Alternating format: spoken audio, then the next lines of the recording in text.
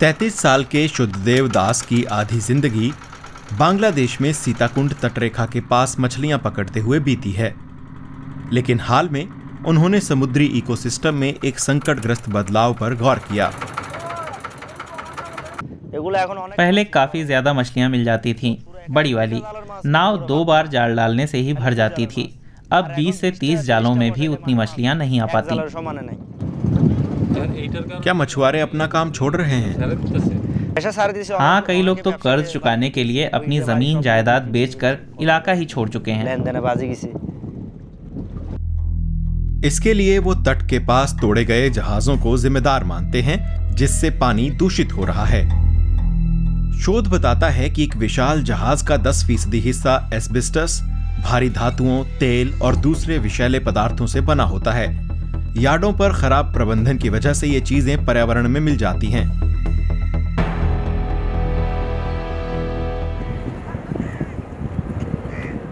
चटगांव बांग्लादेश का दूसरा सबसे बड़ा शहर है।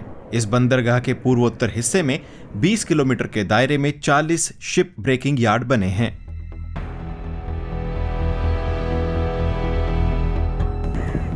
शोधकर्ता प्रबल बरुआ ने यहां पर समुद्री जैव विविधता की जांच की है।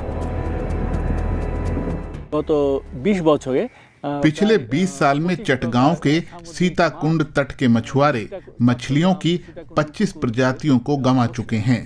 समुद्री जैव विविधता के सबसे अहम पहलुओं में से एक ये है कि घोंगे और ऑयस्टर जैसे जीव यहाँ से गायब हो रहे हैं।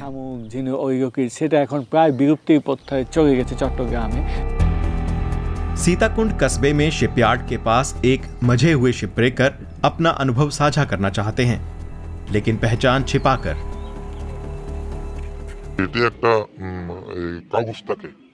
कागज पर कहा जाता है कि बूट, हेलमेट, दस्ताने जैसी बचाव की चीजें नियमित रूप से मुहैया कराई जाएंगी, लेकिन ये वादे कभी पूरे नहीं किए जाते। इसलिए कर्मचारी अपने बचाव के लिए तौलियों का इस्तेमाल काम चलाऊ मास्क की तरह करते हैं। इन तटों पर जहाज तोड़ने का काम बहुत खतरनाक है और कामगार अक्सर हादसों का शिकार बनते हैं। गैर सरकारी संगठन कहते हैं कि इससे अकेले 2022 में कम से कम 10 मौतें हुईं और 33 लोग घायल हुए। बहुत से मजदूर लंबे समय तक स्वास्थ्य समस्याओं से घिरे रहते हैं। चटगांव में पर्यावरण अधिकारी कहते हैं कि पर्यावरणीय दुष्प्रभाव किस हद तक हैं, ये समझने के लिए लंबी रिसर्च होनी चाहिए। हालांकि शोध तो ये बता रहे हैं कि वो WHO के स्वास्थ्य मानकों की हद पार कर चुके हैं। बेहतर आकलन के लिए संबद्ध विभागों के विस्तृत अध्ययन बहुत जरूरी है।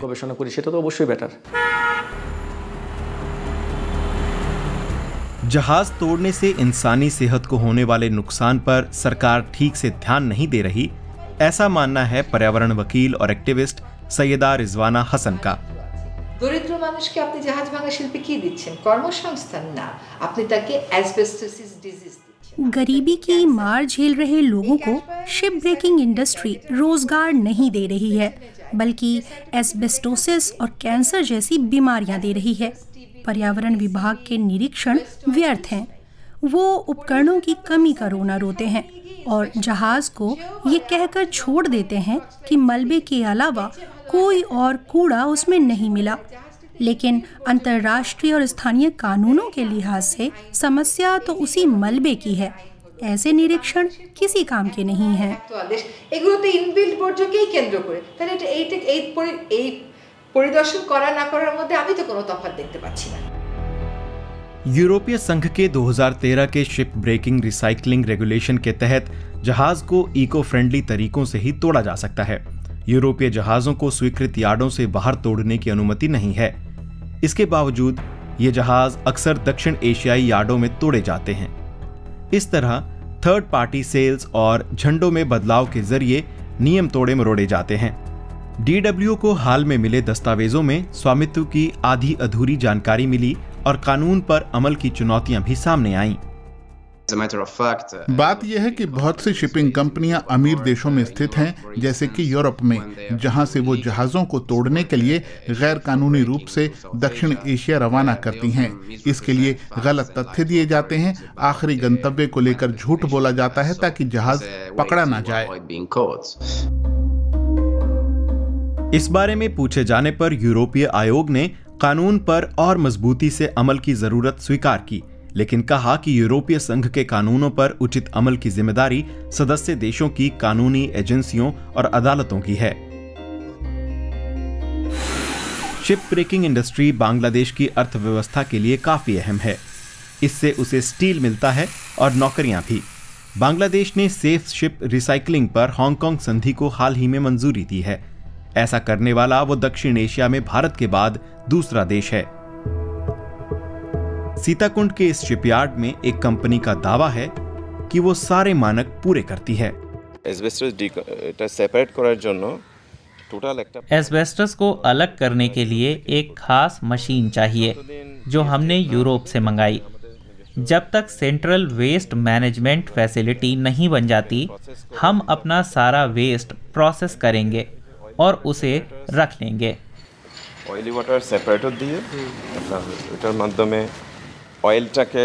ये ऑयल वाटर सेपरेटर है। ये तेल को पानी से अलग कर इस टैंक में भरता है।